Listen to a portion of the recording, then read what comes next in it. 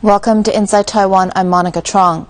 TransAsia Airways' announcement that it will launch flights between Taoyuan International Airport and Tokyo in September brings the number of carriers offering Taipei-Tokyo flights to 12. However, travel agencies do not believe tour prices and airfare will decrease. Tokyo has been one of the most popular destinations this summer, with practically every flight leaving from Taiwan full. According to the Tourism Bureau, 1.1 million Taiwanese tourists traveled to Japan during the first half of this year, a rise of 51% year-on-year. Now tourists will have another option when it comes to flights, as TransAsia Airways has announced that in September it will launch flights between Taoyuan International Airport and Tokyo. Earlier this year, the Open Skies Accord signed between Taiwan and Japan was expanded to include Tokyo. On average, there are 20 flights destined for Tokyo each day now. The increase in the number of flights has not led to a decrease in the cost of tour packages or plane tickets. Tours departing for Tokyo in July and August are around 2,000 NT dollars more expensive compared to the same period last year. Travel agencies say this is because the demand still exceeds the supply. They also estimate that interest in traveling to Japan will remain high if the Japanese yen continues to depreciate. The Asia-Taiwanese Chambers of Commerce's annual meeting recently opened at Kaohsiung's Ida World. Among the dignitaries in attendance were Vice President Wu Dunyi and Overseas Community Affairs Council Minister Wu Yingyi. The Asia-Taiwanese Chamber of Commerce held their 20th annual meeting and third board and supervision meeting at the Crown Plaza Ida World Hotel in Kaohsiung this July.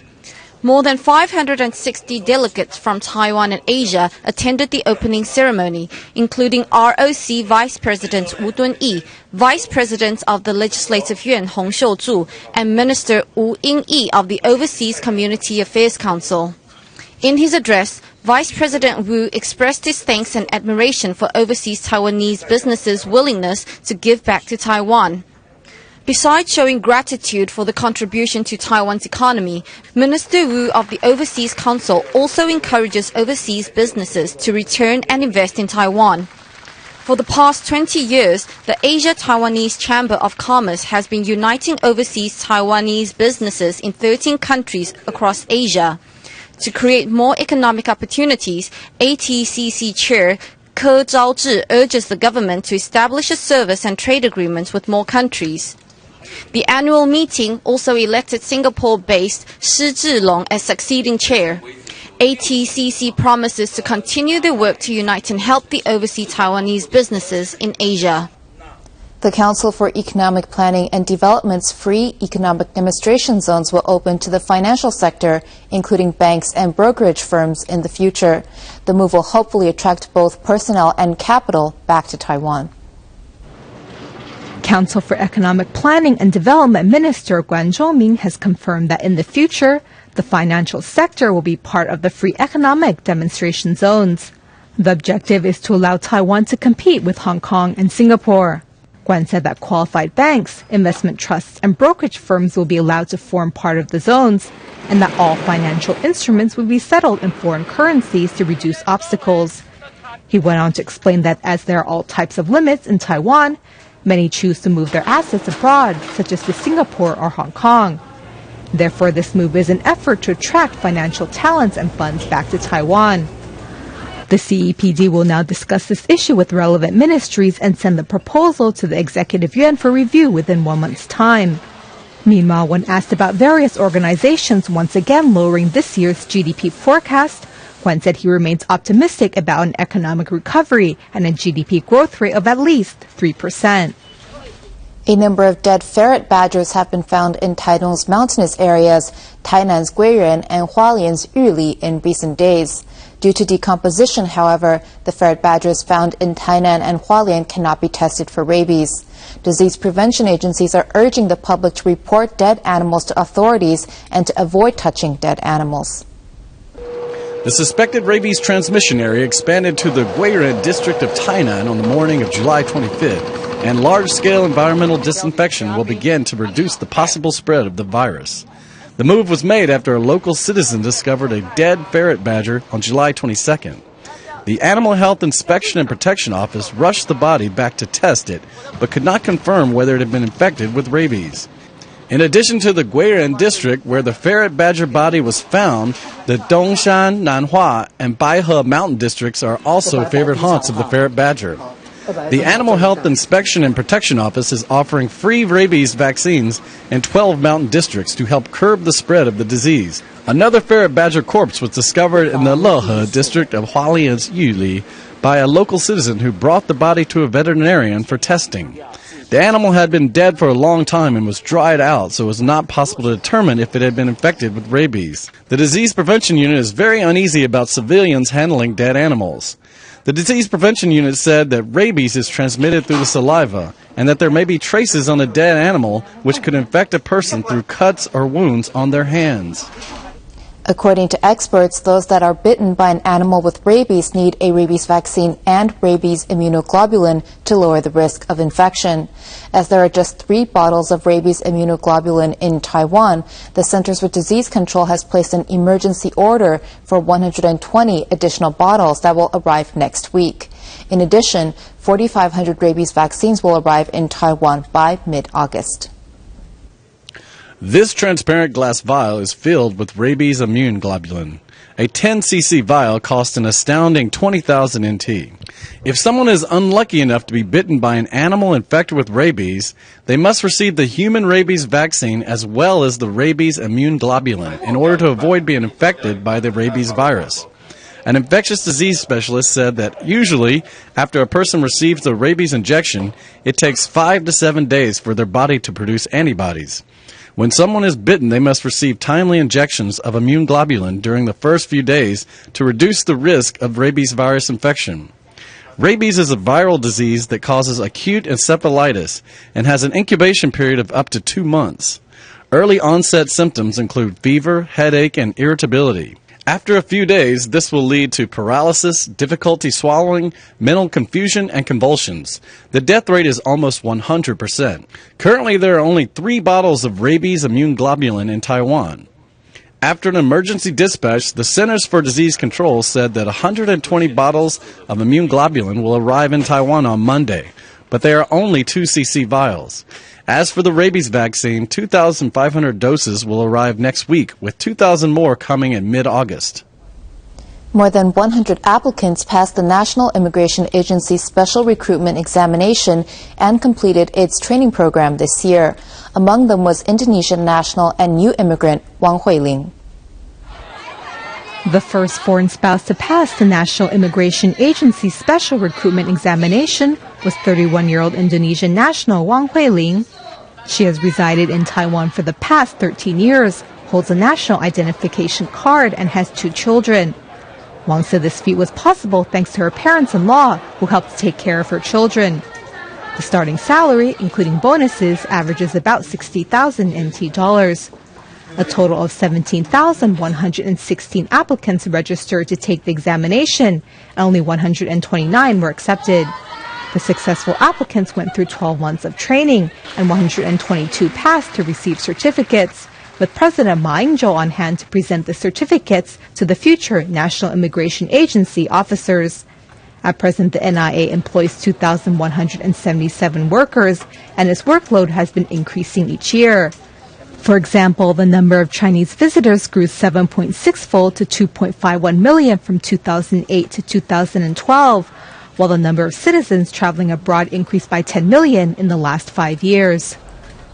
To help inmates secure gainful employment upon their release, Yunlin Second Prison organized a job fair for inmates for the first time last year. Many successful matches were made. This year's job fair is even larger in scale, with 28 employers with 371 job openings taking part. Resumes in hand, job hopefuls prepare for interviews with company executives. These recruitment activities seem normal but are being carried out at the Yunlin Second Prison in order to encourage inmates and help them find jobs for after their release. Some job opportunities come from rehabilitated people who have gone out and started their own companies after release and like to give other rehabilitated people a chance. Other job opportunities are for work like welding. Foremost of petrochemical, for example, has many downstream manufacturers who are willing to provide this kind of opportunity, which pays 4,000 or 5,000 NT per day. A Yunlin second prison representative said that it is easy for inmates to get isolated from society while in prison, and they hope that the job fair can help them find their own interest through psychological counseling, as well as a better understanding of the modern workplace environment. This is the second time the Yunlin second prison has held the job fair. Last year, a total of 19 companies offered 138 jobs. 300 people applied, and there were 106 successful matches, a pretty good rate. It is hoped that this job fair can help ease inmates' transition back into the real world. The son of former national team basketball player Dongfang Jie, Dongfang Yikang, has announced he will relinquish his admission to Taipei Municipal Jianguo High School to attend high school in the United States and pursue a basketball career. The senior Dongfang says he was initially shocked, but he now fully supports his son's decision. The 16-year-old junior high graduate Dongfang Yikang plays for the Asian Youth National Basketball Team. Besides excelling in sports, he is also an academically achieved student who has been admitted to the Taipei Municipal Jianguo High School. However, he has decided to study high school in the United States to pursue his dreams of becoming a basketball player. Also joining him are his 3 teammates at Jinhua Junior High School basketball team. Like Dongfang, Wang Luixiang will also be giving up his chance to study at Jianguo High School. Dongfang's father, Dongfang Jie, who played basketball for the national team when he was younger, says that while he was initially shocked by his son's decision, he was moved by Yikang's passion and determination and now fully supports his son's decision to take on the challenge. The 4 teammates will enroll into a private high school in Maine in the United States and will be leaving for the U.S. in August. Despite the high tuition and living expenses, Dongfang Jie believes that the money will be worth the experience.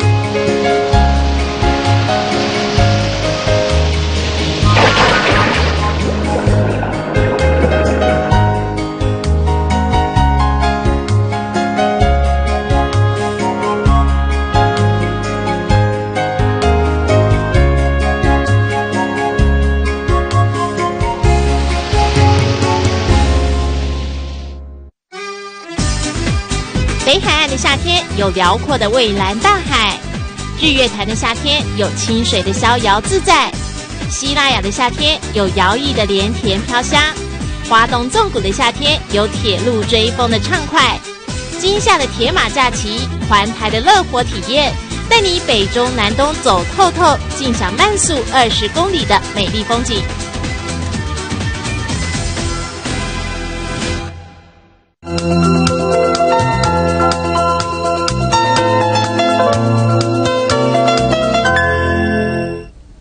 Welcome back to Inside Taiwan.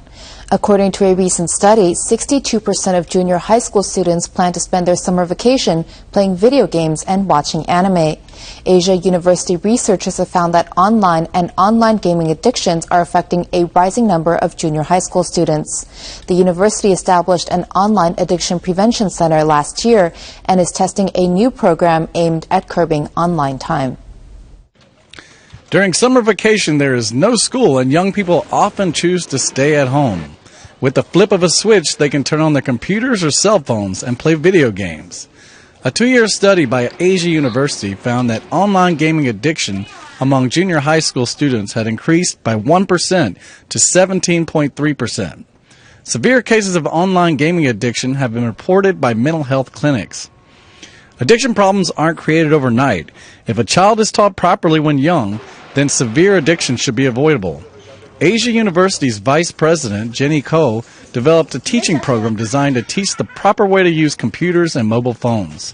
When this program was tried with young children, they discovered that it lowered the amount of time children spent online. Among the experimental group, high risk for internet addiction went from 12.2% to 4.11%, while in the control group it increased from 5.3% to 15.3%. The key point of the study is that parents need to know where, how long, and for what purpose their children are getting online.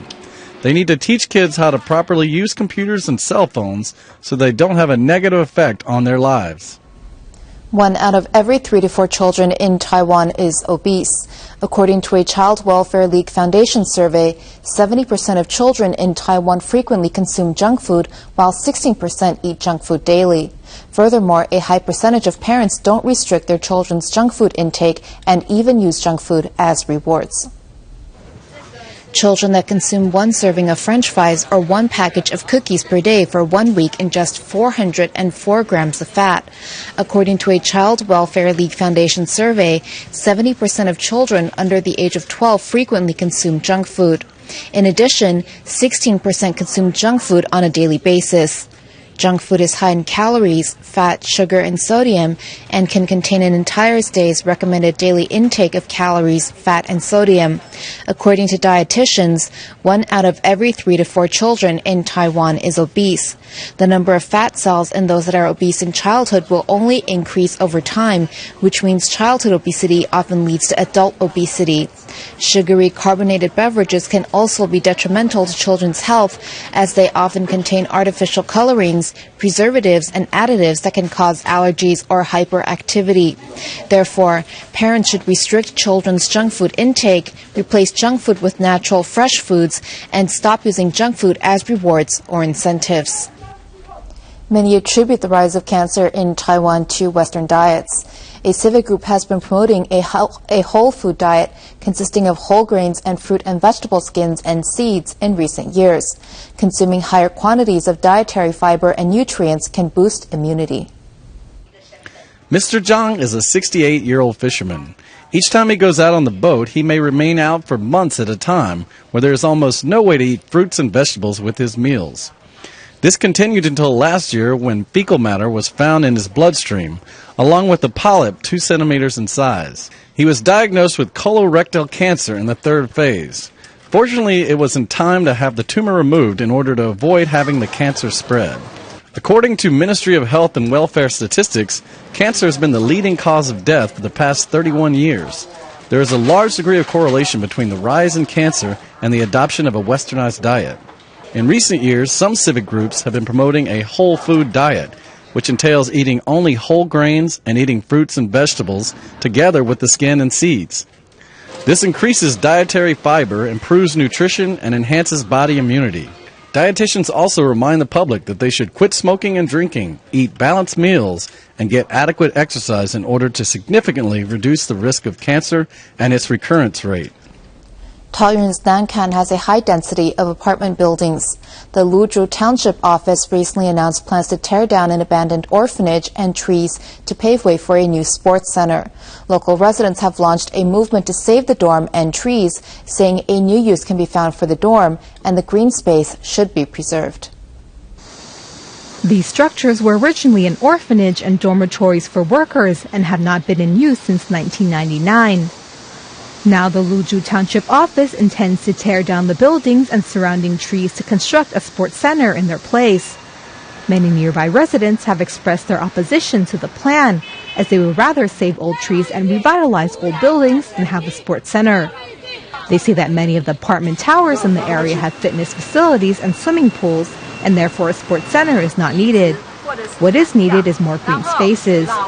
They called on the local government to involve communities in their public policies and first listen to their opinions before making any decisions.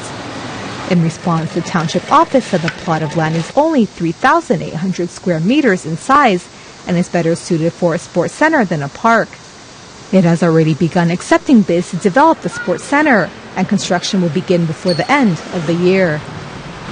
Typhoon Sulik injured or killed several hundred egret fledglings in the forests of Nanto's Puli, and many of those that survived are too traumatized to fly. A group of university students is now feeding the fledglings in the hopes of raising environmental awareness. A group of students have returned to the woods that was once a sanctuary for hundreds and thousands of egrets, only to find that it has become an orphanage to the few surviving baby birds in the aftermath of Typhoon Sulik. These egret fledglings were thrown onto the ground from trees of 3 to 4 stories tall during the typhoon. While some were able to survive, the majority of these baby birds are unable to eat, feed or fly due to either physical or mental trauma, resulting in yet another drop in the number of remaining egrets in the woods of Nantou County. Students from the Taichung Chaoyang University of Technology are part of a long-term program to observe the ecological environment in the woods of Puli Township in Nantou County. Besides recording Typhoon Sulik's impact on the environment, the students are also documenting the baby egret's recovery. They hope that their concern towards these vulnerable beings will also help raise public awareness of the ecological environment. Experts estimate there are fewer than 100 eastern grass owls left in Taiwan. Earlier this year, the Kaohsiung Wild Bird Society discovered a grass owl egg on Zhongliao Mountain. The group tirelessly observed and documented the hatchling, shooting 250 hours of footage. With a unique heart-shaped face that looks almost like an apple that has been cut in half, this is the eastern grass owl, a first-class protected animal in Taiwan. According to estimates, there are probably less than 100 of them left in the wild. This is even less than the endangered black-faced spoonbill and jacana. In January of this year, the Kaohsiung Wild Bird Society was surprised to discover traces of the eastern grass owl on Zhongliao Mountain.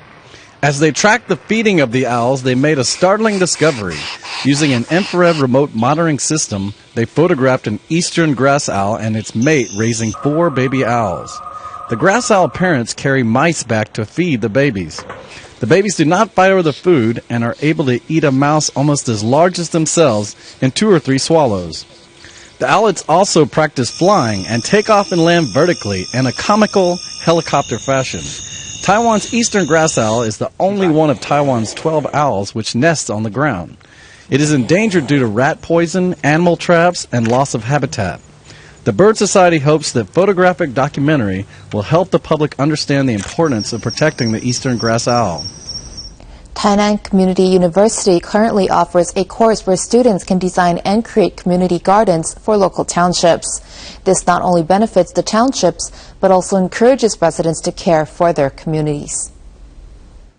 At the Tainan Community University Taijiang campus, instructor Chen Jinming works together with students to create community gardens.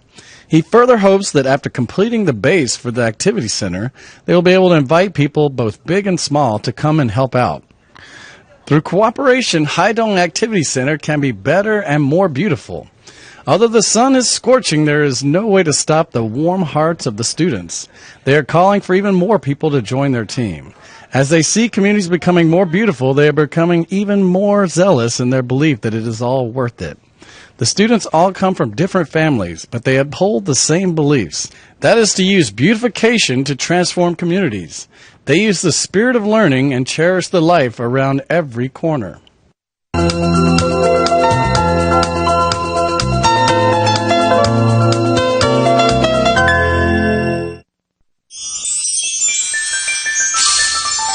台湾不大，但却是一个丰富多样性的岛屿，拥有从海平面到标高3952公尺的高山地形，让台湾这块土地俨然成为一块世界珍宝。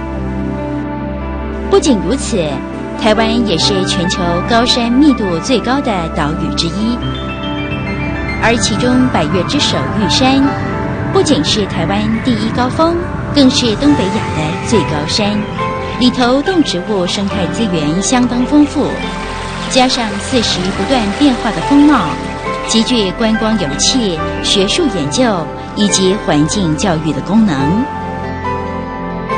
不仅如此，园区里头还有被列为国家一级古迹的八通关古道，行走在其中，眼前瞬息万变的美景，让人仿佛置身奇幻世界一般。也许黄昏已尽，但那份美丽景象永远烙印在心头。每年积雪期连续长达4个月的玉山，其高峻与精亮的形象，让它成为台湾人心目中最具代表性的认同意象。在主峰北面的北峰，则有全东北亚最高的建筑物玉山气象站，为台湾气象预测走在第一线。来到台湾，领略玉山之美，保证令您永生难忘。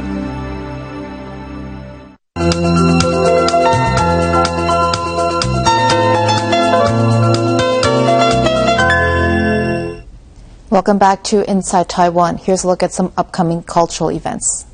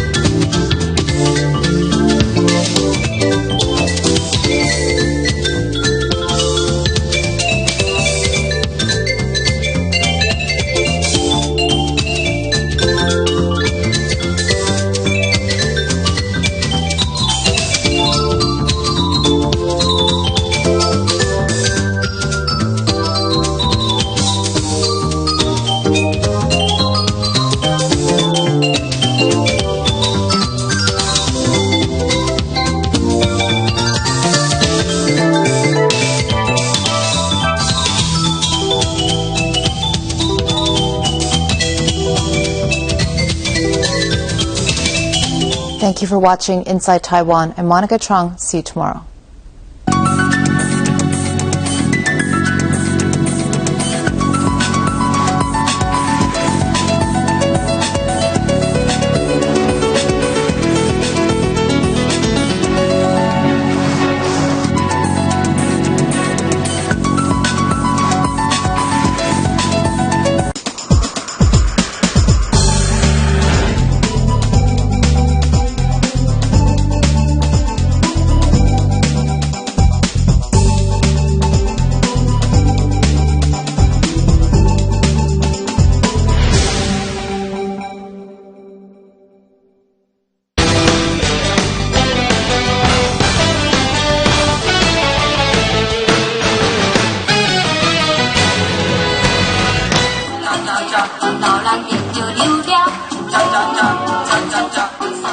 小朋友们热情地跳着恰恰，欢迎世华工商妇女会贵宾的到来。为了庆祝成立20周年，世华妇女会散播爱心，捐赠富康巴士给中华民国各县市政府。这一站来到台南，一共捐了2台富康巴士给台南市政府和台南嘉里荣民之家，以及1台救护车给花莲凤林荣民医院。台南市长赖清德也特地在台南市政府代表接受捐赠，包括侨委会委员长吴英义、立法委员萧美琴等人都出席见证世华妇女的爱心。从你们来到台南所做的这个善行义举啊，可以让台南市各界，即便女儿嫁得再远都会有杰出的表现都有可能都有机会为故乡为台湾做出杰出的贡献我觉得这个意义是非常大的那同时呢，也让弱势的民众看到希望，得到温暖。台南市身心障碍人口大约占了全市人口5%，比起别的县市偏高。这次捐的富康巴士之一是由美国亚利桑那州分会会长黄玉莲和世华总会共同捐赠，也是台南市第60台的富康巴士。出生在台南的黄会长，虽然已经离开家乡有30年之久，还是不忘要照顾家乡。大家都知道台湾老人化就是老人越来越多，所以富康巴士的需求呢也会越来越多，所以我很高兴有这个机会让我有用这个方式来回馈我的故乡。玉莲会长非常关心故乡台南市的发展，所以他指定把这一部富康巴士捐赠在台南市的辖区。